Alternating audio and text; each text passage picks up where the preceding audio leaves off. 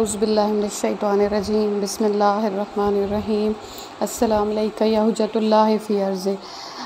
साथियों, आज भी आपको एक बहुत ही मुजर्रब अमल के बारे में बताना है जो कि हाजात की तकमील के लिए है, दुआओं की कबूलियत का एक अमल है। जैसा कि अल्लाह ताला फ़रमाते हैं कि मुझसे मांगो मैं तुम्हें अता करूँगा। अब ये हम पे डिपेंड करता है कि हम कैसे मांगते हैं। आया जैसा वो चाहता है क्या हम उसके मुताबिक उससे मांग रहे हैं या नहीं मांग रहे। आया हमें मांगने का तरीका भी आता है तो नहीं आता। तो उसके लिए जो है दो रास्ते हैं जो कि नबी करीम सल्लल्लाहु अलैहि वसल्लम ने दिखाए हैं कि मेरे बाद जो है वो दो चीज़ों को थाम लेना है। एक कुरान है और एक मेरे अहले बैत हैं। बस जहाँ जहाँ ये जाएं उनके साथ साथ आपने चलते रहना है। तो साथियों, आज का जो हमारा आज का जो वजीफ़ा है वो भी है कि कुरान के साथ हमने वजीफ़ा जो है वो करना है और साथ लेके अहले बैत को जाना है। तो इंशाअल्लाह अल्लाह ताला हमें कामयाब व कामरान करेगा और हमारी तमाम दिली हाजात जो है वो ज़रूर पूरी करेगा।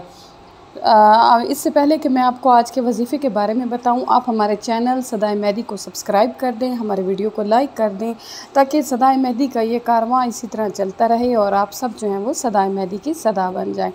साथियों, कुरान को समझना जो है वो भी जनाब मेहदी अलैहिस्सलाम की सदा है कि कुरान को समझो। ज़ाहिर है जब कुरान को समझेंगे और जैसे कि कुरान में है कि जब हम किसी को इज़्ज़त देना चाहते हैं तो हम उसे दुनिया की समझ अदा कर देते हैं, तो ऑटोमेटिकली दुनिया की समझ आ जाएगी।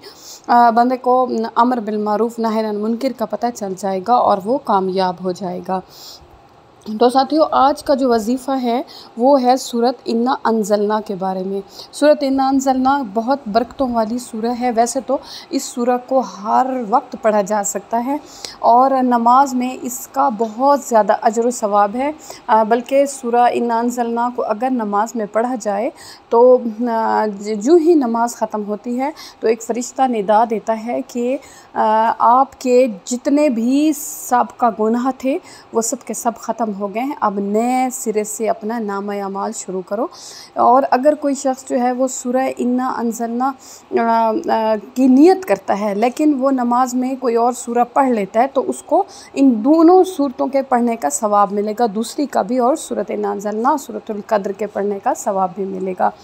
अब आपने क्या करना है, ये अमल करते हुए सबसे पहले पाक साफ़ होना ज़रूरी है। आपने वज़ू किया हुआ हो। वज़ू करने के बाद इर्द गिर्द की माहौल को नहीं देखना बल्कि सीधा जो है वो जाए नमाज पे जाना है। सीधा जो है वो जाए नमाज पे जाना है। आपकी सारी जो तवज्जो है वो अल्लाह ताला की तरफ होनी चाहिए। खाना काबा की तरफ मुँह करके बैठ जाना है और फिर ऐसे बैठना है कि खाना काबा की तरफ जो आपने मुँह किया वहाँ से कोई चीज़ आपको जुदा ना कर सके जब तक आपका ये अमल पूरा नहीं होता। तो आपने 400 मरतबा सूरतुल क़द्र पढ़नी है।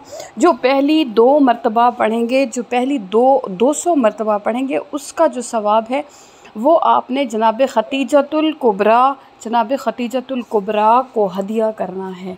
और जो दूसरी दफ़ा पढ़ेंगे वो जनाब नरगिस खातून मदर जनाब इमाम ज़माना अजरुल्लाह शरीफ को आपने हदिया करना है। और ये दोनों जो हैं अल्लाह ताला के बहुत करीब हैं और इस हदिये को खाली नहीं लौटाएंगी और जो है हाजत जो है वो पूरी। हदिया करने के बाद आपने दुआ मांगनी है, इंशाअल्लाह जो तमाम हाजात हैं वो पूरी होंगी। कोई भी मामला होगा जो अटका हुआ होगा, जिसके हल की कोई सूरत नज़र नहीं आती, तो सूरतुल क़द्र बेहतरीन ज़रिया है। और बीबी खतीजतुल कुबरा जिन्होंने अपना सब कुछ जो है वो रसूलुल्लाह और अल्लाह ताला की राह में कुर्बान कर दिया, और जनाब नरगिस खातून जो कि हुज्जत खुदा की वालदा हैं, तो ज़ाहिर है जब ये अपने बेटे से शफ़ाअत करेंगी तो उनका माँ की जो इल्तिजा होती है, माँ की जो बात होती है वो कोई बेटा भी रद्द नहीं करता, तो हुज्जत खुदा कैसे रद्द करेंगे। यकीनन जो है वो आपकी अल्लाह ताला के हज़ूर में शफ़ाअत करेंगे और तमाम हाजात पूरी होंगी। अल्लाह ताला हम सब का मुनीस व नासिर व हामी व मददगार हो और हमारे तमाम मामलात में हम पे अपना ख़ास लुत्फ़ व करम करे। आमीन या रब्बुल आलमीन।